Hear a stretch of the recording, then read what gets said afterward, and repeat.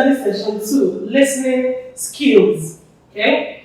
In all spheres of life, listening is a very useful skill for effective communication. The essence of talking is because you know someone is listening to you. If no one is listening to me now, I won't be here talking to you. So I'm talking because I believe that you are listening to me. So this is because effective communication requires both the ability to produce well-articulated, mark the word, well-articulated speeches, as well as the ability to receive messages adequately. Okay, so listening and hearing. From International Listening Association, it defined listening as the process of receiving, constructing, receiving and constructing meaning from and responding to spoken and or non-verbal messages. Okay, receiving, constructing meaning for you, the ability for you to be able to deduce meaning from what someone has said. It is also a conscious process by which we seek to understand and retain oral stimuli for a future use. Okay? In the definition above, there are 3 key points you should note. These are process of receiving, which is the first one, constructing meaning from spoken or non-verbal messages, and the third one is responding to spoken or non-verbal messages. So you receive, you deduce meaning, and then you respond. That is a complete listening skill. You receive, you're able to understand, and then you respond. Okay?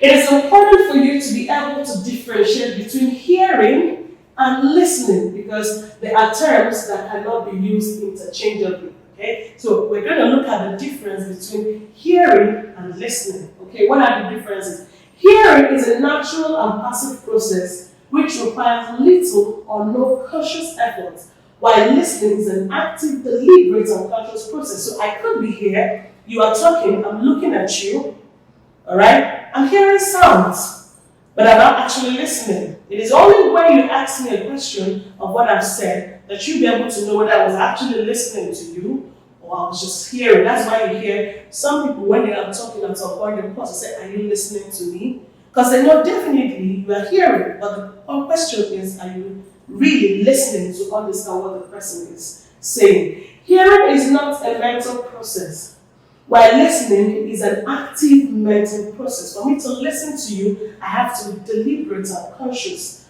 about it. Hearing requires less energy than listening. I mean, I could just lie down and just be hearing sounds, but when it has to do with listening, I have to involve all of myself to do that. Now, while hearing is superficial, listening is profound. Hearing could be superficial, but listening is profound. So 3 basic steps in listening. You need to know that listening is a linear process. Okay? The 3 basic steps in listening are hearing, we've said that before, understanding, and judging as discussed below. Okay, now the first one is hearing. Okay? Remember, it's a linear process, so let's see. The first hearing, this means knowing that a sound is being made using your ear. It is the first step in listening. For you to be able to listen, you should first of all be able to hear. So if you are not able to hear sounds, of course you can listen to anything. The next one is understanding. This is the step that deals with your ability to comprehend what the speaker is saying. So it's not just I'm listening, but do you really understand what the speaker is saying? The next one is judging. This is where you evaluate what has been said. This is like the end point of listening. Your ability to judge. That's why you ask questions, you give suggestions, you compare. That means you actually understood what the message was all about. Okay, the next one, 3 goals to set in listening. 3 goals to set in listening. The first one, listening to understand ideas. Okay? When you listen to understand ideas, you listen to main ideas or central concepts. You then identify keywords and phrases that will help you to accurately summarize the concepts being discussed. It's like someone telling you a story, and the person says to you, after the end of the story, you're going to tell me 3 lessons you learned. Of course, while listening, you will be very attentive to note keywords or key concepts of what the person is saying. Listening to retain information. This involves focusing your attention on messages and then learning how to make sure that what you heard is retained. You listen to retain. That is when you go to lecture and your lecturer gives you, a lecture on a particular topic. Your ability to retain what you listen to so that you'll be able to give that in the future. Okay, to retain information, you need certain tools, all right? To be able to retain information, you need certain tools. And those tools are repetition, that's reproducing verbatim what you have listened to. Repetition, okay? There are people that are very good at giving you word for word. That's where you have recitation. People reciting verses or reciting stories or reciting spoken words. They give you word for word what the person has said because they've been able to, take that speech word for word, verbatim. That's what that means. Okay, paraphrase. Restating what someone has said in your own words. Okay? There are people that cannot give you word for word, but they will reconstruct the sentence or the speech and still give you what the original sentence meant or means. And the next one is visualization. Forming a picture about what you have heard in your mind. So when you're listening to something, probably a story or how to make something or an incident of robbery that happened, and the person is telling you, you're listening in your mind, in your imaginative mind, you are creating pictures that will help you to remember what the story or what the speech was all about. The next one, the other one is listening to analyze and evaluate conflicts. Your ability to analyze and evaluate what you have listened to calls for a greater skill than retention. When you listen to analyze and evaluate conflicts effectively, you become skilled at identifying fallacies or falsehood in the arguments and statements you encounter in communication. So when you're listening to be able to analyze, evaluate conflict. So two persons telling you something differently that happened, you have to keenly listen so that you'll be able to know this person's part of the story and that person's part of the story. We have types of listening. The first is active listening and passive listening. What is active listening? Just like the word says active. When you engage in active listening, you are listening with a purpose.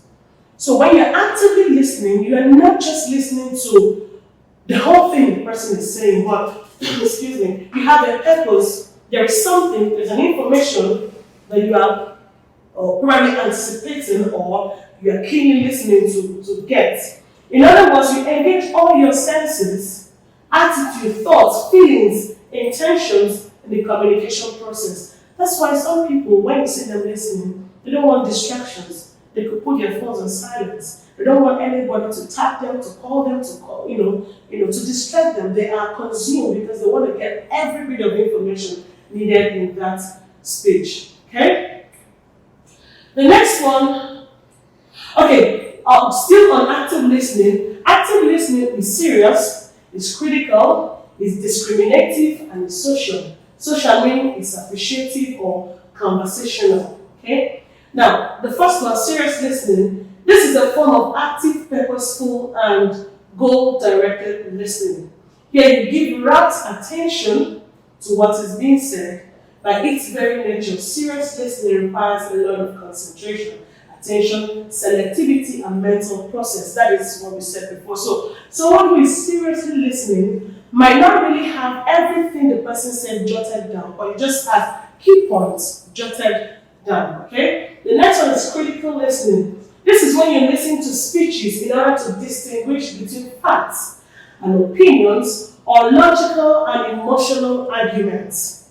Okay? Critical listening. This is when you hear lawyers, barristers in the law court. They are critically listening to the defendant and to the accused for them to be able to, get logical and emotional arguments for what the both parties are saying. Okay, the next one is discriminative listening. It entails listening to draw out the main purpose of a text in order to remember essential parts of the message. To achieve this, you need sound knowledge of word discrimination and association. This helps you to use context clues to find meanings of words as well as related details of the message to the main point. So discriminative listening, you could be listening and then you're putting keywords, okay, or what you may not understand, which you want to go back and read again on. Social listening. Social listening is appreciative and conversational in nature. It is when you give total attention to the communicative process. Therefore, social listening is employed in dialogue, chit-chats, conversations, friendly argument, discussions, gossips, and all that. Social listening, I mean, it's let's have a chit-chat, like a gossip, like tete-a-tete, that kind of conversations. All right, so moving forward to passive listening.